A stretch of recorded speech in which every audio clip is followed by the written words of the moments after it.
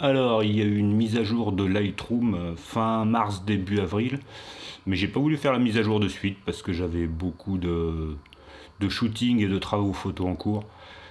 Donc là, ça y est, j'ai fait la mise à jour et donc on va regarder ensemble les nouvelles fonctions, les quelques nouvelles fonctions de Lightroom.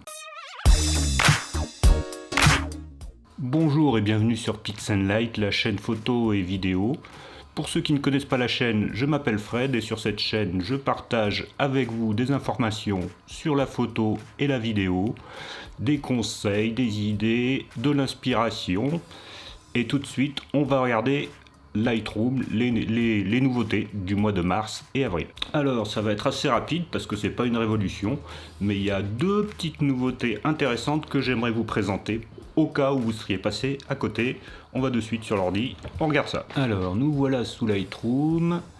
Alors, la première chose dont on peut parler qui a été modifié, c'est le correctif correction du voile, qui est particulièrement utile pour les photos de paysage quand il y a la brume, la brume qui couvre les détails à l'horizon.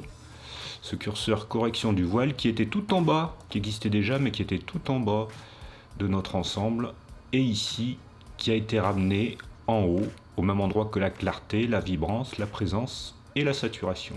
Voilà, ici sur cette photo ça n'a pas forcément d'objet, mais ce curseur correction du voile, on va pouvoir l'utiliser plus facilement parce que ça faisait pas envie d'aller tout en bas pour utiliser ce curseur, parce que souvent on a juste envie de tester, voir si ça fait quelque chose à la photo qu'on a à corriger.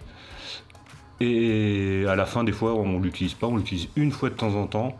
Donc après, au bout d'un moment, on hésite à aller jusqu'en bas de l'écran pour accéder à ce curseur correction du voile. La deuxième chose qui a été modifiée et améliorée, ce sont les profils de couleurs. Ces profils de couleurs, ils se trouvaient en bas, tout en bas, et Adobe les a modifiés, améliorés et rénovés. Donc par défaut, on est sur Adobe Couleur. Là, j'ai bien réinitialisé mon image, oui.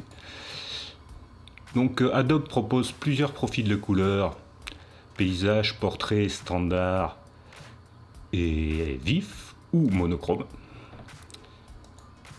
Voilà, il ne faut pas confondre avec les presets, hein. Ce sont des profils de couleurs qui sont équivalents aux profils de couleurs que vous avez dans votre appareil photo.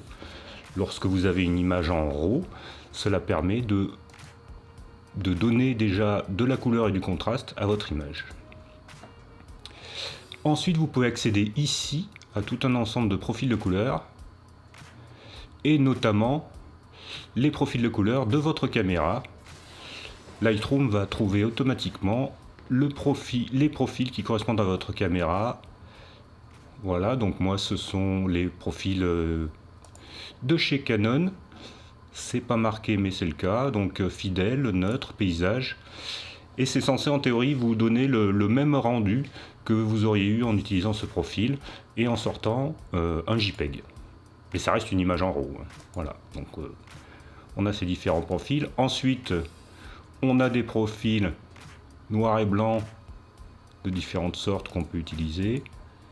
Et puis on a des profils plus créatifs, qu'ils ont appelés artistiques, qu'on peut essayer aussi. Hein, voilà, des choses plus créatives, modernes, noir et blanc. Ensuite, pour donner un look un peu vintage,